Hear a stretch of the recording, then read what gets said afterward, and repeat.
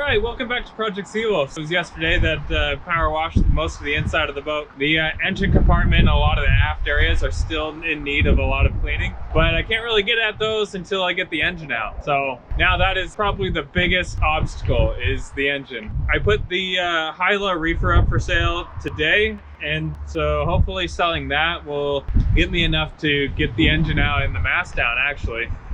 That would be great, because that's a $3,000 bill to get all that done, and it's round trip for the mast, so go back up, and I need to get the mast down for a lot of other things. And so yeah, that is the biggest obstacle right now. It's been a windy, rainy day, trying to dry out the boat, fighting the conditions, and then I think today, boat work wise, I'm just gonna prepare things for a little bit more of the cleanup, deeper a lot of the fiberglass, and take a look at how we're gonna rebuild the boat a little bit. Each eyelet for the mast connection for the furling boom had a connector that was held together with one screw, consisted of a shackle, a plastic chafe protection, and the cam. And presumably the new owner is going to have their own mast rail and cam system. So I'm taking these off to use with my next sail. Alright, the mast attachment for the furling boom has been stripped of the cams because I assume the person who's buying it is going to have their own cams, and I really don't want to remove the whole rail system from the mast. One of the previous owners that bought the furling boom system bought the rail system with it, and the boom vang, and the sail all at the same time. So, but they're all different brands. So I assume that this reefing system can just go to the next person without having to take all this off. But God, I hope I'm not wrong about that, because that would be a pain to take all that apart. Also, I've been taking stuff out of this aft last because there's a lot of work and cleaning I want to do in here. There's just like a lot of electrical tape around, and I have to unhook up the engine control stuff, although that's going to stay on there until I sell the engine because I don't want rainwater getting in through that big hole. Yeah, and this is the Solon stay, I believe, because I don't think it goes all the way up to the top of the mast, but I could be wrong. But it's the second head sail. The inner head sail has so many names. Is it a Solon stay? Is it an inner head sail? I'm not quite sure. Oh no, I see. Okay, I see where it attaches. It attaches just like pretty much, yeah, pretty close to the top, but not. So yeah, but the radar dome gets in the way of it, so that's why they had it taken off. But I'm getting a totally new radar system, so when the mast comes down, that radar is coming off, and it's going to be re-rigged to be cutter again, because I want to be able to use storm sails and two head sails. And I already have the inner head sail and the forward head sail, the big Genoa thing. It's huge. It's like, it like comes back to like here, like way more than 100%. So yeah, big head sail. It's a nice furler up there. Definitely gonna keep that. I know I said I was gonna get rid of furlers, but yeah, if I'm staying with this wiring, this wire shroud system, I'm probably gonna stay with that furler, but I'll probably have to take it apart and grease it and everything. I should do that anyway. I'm gonna do that with all the winches. Might as well do that with the furler as well. Need to figure out what I need up here for the new stack and pack system. Okay, so this is staysail halyard, jib halyard. Oh, I don't think any of them count as a jib. And spinnaker halyard. Oh, okay. Oh, yeah, okay. And then the mainsail would have shared a halyard or been... I think they tried to make it so that the head sail could be all controlled from the cockpit. But this high-low reefer system, it's advertised as being able to be controlled from the cockpit, but you absolutely need somebody at the mast to help feed the sail into the rail. So I mean, yeah, and control 4 lines. So that's why I'm getting rid of it, is because you need at least 2 people and control 4 lines. And yeah, an actual mast furling system I would take, because then it makes reefing a lot easier. But for now, I'm just getting the stack and pack with the standard boom. Today I've learned a ton about booms and different parts of booms and what the parts are called, because you can't just buy a boom. You have to know like the different kinds of extrusions and like the shapes of the inside of the booms and stuff like that, and you have to buy blanks. Yeah, it's wild. So I'm hoping somebody's just gonna trade a 15-foot boom, like a hefty one, not just like any, for that system, and for a down payment on that system. Because it is like $10,000 worth of stuff with the Nordac sail and the furling boom system, but it's not worth it to me. It doesn't fit my lifestyle, so yeah, gonna try to get something out of it. And also, if that sells this week, then I'm gonna put all that money into getting the mast and the engine taken out, which means I have a future payment looking for another head sail if the person doesn't give me a head sail with their boom. So crazy. Moving away from the rigging, I needed to take the parts off of the through hulls so that when I do eventually get around to doing the bottom work, I am able to just go ahead and do that, and I'm not wasting time taking the old through hulls off. So here I'm working midship on the connections for the sink and a vent through hull, so that I can come back later and take the actual through hull fitting out, which will then get filled during the bottom work process. The faucet is out. Pretty interesting setup. I don't think electric water heaters have come far enough to be able to install one, efficiency wise and all that. So it's probably just gonna be cold water on here for a while. And so, yeah, I'll have to get a new sink. This one's pretty good shape. I might just keep it just in case I do find a solution for hot water. But I'm glad I took it all out because it's pretty nasty. And then I also took out the tubing that runs to the through hull over here because the through hull is gonna come out.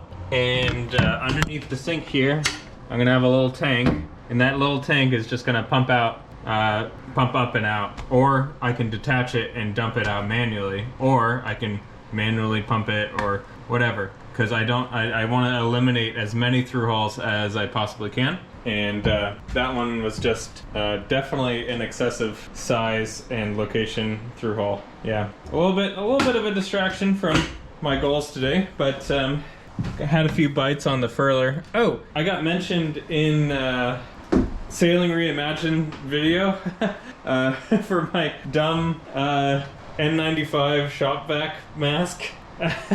After I tore the filter. And so thanks for mentioning me, Scott. You can check out his channel. I'll leave a link in the description for Sailing Reimagined.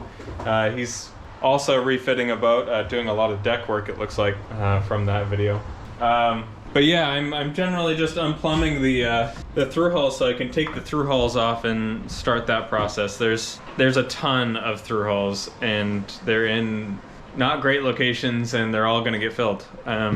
So yeah. Now when I say removing all the through hulls, I don't mean getting rid of the cockpit drains, of course. In fact, I'm adding a couple of cockpit drains, although I am going to have to remove these drain inlets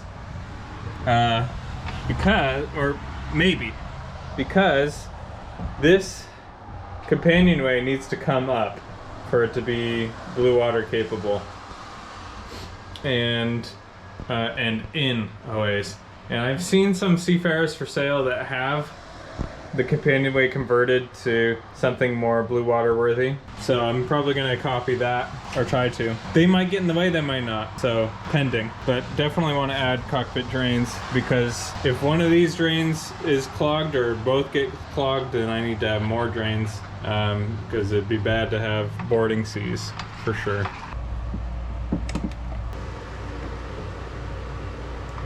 Looking at the to-do list in the now column, we have just remove the plumbing and fix the steering left. And by remove the plumbing, I mean unplumb the through hulls so that they're ready to be filled and ground around and faired. Making the storage lockers and repairing the fiberglass we can't do until the boat's totally dried out, so I'm gonna leave the dehumidifier on, and that will hopefully dry out the boat enough. Once it's dried out, then we can start adding some ribbing, because I don't like that it's just like the whole cabin sole is just supported by those 2x4s and where it's tabbed in along the sides. I feel like it should have some more structure to it. Same goes for the V-berth and a lot of places. Along here, definitely gonna have some stringers across here, and check out this wood to see if it's still good. It feels good, but there's definitely some wood on this boat that might need to be replaced. I might just cut out, I might just build some new ribbing where these, because these are separate, and I don't think they should be separate. I think they should be one rib, if at all. And on this side, it's come apart here, and it's watertight down there, so if water gets in there, it stands, and that's not good. So either I need to fill that or just rebuild this ribbing. Although I am semi-concerned, no, it's just holding up the bench really, for now. Yeah, I should be able to take that out and rebuild it out of 1/2 inch to inch close-cell Divini foam. This feels pretty good. I'm gonna have to sand it back to see how it looks down there though. Totally blacked out. Let's see, what else have we got on the list? Install the composting head and large water tank. Okay, the large water tank is gonna have to wait till the engine's out. So that's gonna have to get moved to after the crane, the blue crane stuff. The black crane stuff is while we have the crane, so when we have the crane, we're gonna take out the engine, take the mast out, and then after that crane, then we can start working on this stuff. The yard is not gonna sand and grind, so I'm just gonna remove that first part. But once we have, yeah, this is all part of the sanding or regrinding process. I'm gonna be removing the hull fittings as part of the plumbing, so that can go.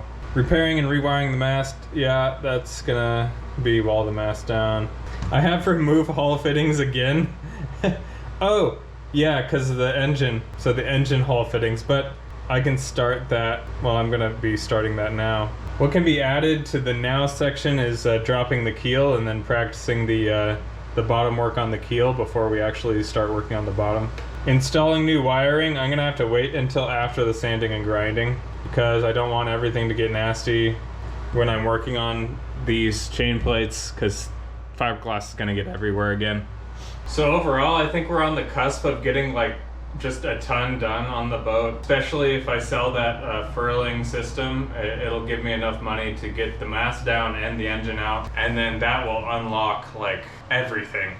If you want to support the channel more and help get me there faster, I've got the Patreon, and if you sign up at the sailor level, which is $5 a month, I'll send you a t-shirt. I've already sent out t-shirts to people. Arkansas, California, Canada. Yeah, it's actually been fun to connect with people and send out the shirts, and it supports the channel. So thank you to everybody, and yeah, leave a comment, leave a seal emoji for me. I love seeing the seals in the comments, so please do leave a seal emoji if you're watching on your phone.